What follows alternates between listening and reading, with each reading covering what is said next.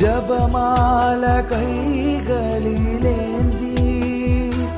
നിന്നിലലിയുന്ന നിമിഷം അറിയുന്നു എൻ ചാരേ അമ്മ തൻ സ്നേഹ സാന്നിധ്യം. മിശിഹായിൽ ഏറെ സ്നേഹിക്കപ്പെടുന്ന മാതാപിതാക്കളെ, സഹോദരി സഹോദരന്മാരെ, വാത്സല്യമുള്ള കുഞ്ഞുങ്ങളെ, ജപമാല മാസത്തിലെ 6-ാം ദിനത്തിലേക്ക് നമ്മൾ ഇന്ന് പ്രവേശിച്ചിരിക്കുകയാണല്ലോ.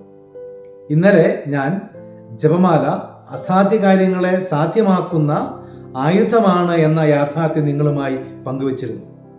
ഒത്തിരി പേര് അവരുടെ ഇപ്രകാരമുള്ള വ്യക്തിപരമായ ജീവിതാനുഭവങ്ങൾ പങ്കുവെച്ചുകൊണ്ട് എനിക്ക് സന്ദേശങ്ങൾ അയക്കുകയുണ്ടായി. ഒത്തിരി സന്തോഷം. നമുക്ക് നല്ല ദൈവത്തിന് നന്ദി പറയാം. എന്നും എപ്പോഴും നമ്മുടെ പ്രതിസന്ധികളിൽ കൂടെ നിന്ന് അമ്മയുടെ കാപ്പിയിൻ കീഴിൽ നമ്മെ ഓരോരുത്തരെയും സംരക്ഷിക്കുന്ന അമ്മയോടൊപ്പം നമ്മുടെ ജീവിതയാത്ര നമുക്ക് തുടരാം. സ്നേഹമുള്ളവരെ, ഇന്ന ദിവസം നമ്മൾ ചിന്തിക്കുന്നത് തിന്മയ്ക്കെതിരെ എടുത്ത് ഉപയോഗിക്കാവുന്ന ഒരു ആയുധമാണ് ജപമാല എന്ന യാഥാർത്ഥ്യത്തെക്കുറിച്ചാണ്. വിശുദ്ധ ഡൊമിനിക് തൻ്റെ ജീവിതത്തിൽ പൈശാചിക ബാധയുള്ള വ്യക്തികൾ വരുമ്പോൾ താൻ ഉപയോഗിച്ചിരുന്ന ജപമാല അവരുടെ കഴുത്തിൽ അണിയിക്കുമായിരുന്നു. പിശാച് ഭയപ്പെട്ട് ആ വ്യക്തികളിൽ നിന്നും ആ സമയം ഒഴിഞ്ഞു പോയിരുന്നു. പ്രിയമുള്ളവരെ, ജപമാലയെ സാത്താൻ ഭയപ്പെടുന്നു. ജപമാലയെ നാരകീയ ശക്തികൾ ഭയപ്പെടുന്നു.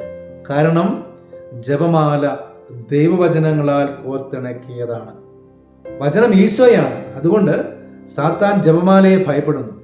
തിന്മയുടെ ശത്രുക്കൾക്കെതിരെ നമുക്കെടുത്ത് ഉപയോഗിക്കാവുന്ന ശക്തമായ ഒരു ആയുധമാണ് ജപമാല. പുറപ്പാട് പുസ്തകം 17-ാം അധ്യായത്തിൽ നമ്മൾ കാണുന്നുണ്ട്, അമലേർക്കെതിരെ യുദ്ധത്തിൽ മോശ ദൈവത്തിന്റെ വടി കരങ്ങളിൽ എടുത്തുകൊണ്ട് കൈകൾ വിരിച്ച് കൊണ്ട് പ്രാർത്ഥിക്കുന്നു. അപ്പോൾ ഇസ്രായേൽക്കാർക്ക് വിജയം, ശത്രുക്കൾ തോറ്റുപോയി.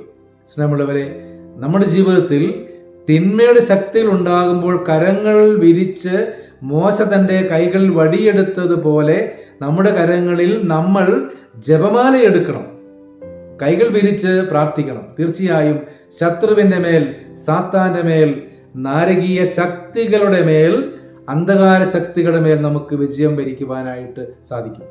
ഇന്ന ദിവസം നമുക്ക് പലവിധ പാപങ്ങൾക്കും തിന്മയുടെ അന്ധകാര ശക്തികൾക്കും അടിമപ്പെട്ട് ജീവിക്കുന്ന എല്ലാ വ്യക്തികളെയും കുടുംബങ്ങളെയും പരിശുദ്ധമ്മ വഴി ദൈവകരങ്ങളിൽ സമർപ്പിച്ച് പ്രത്യേകം പ്രാർത്ഥിക്കാം.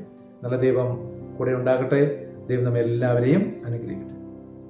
സമാധാനത്തിൻ്റെ രാജ്ഞി പരിശുദ്ധ ജപമാല രാജ്ഞി.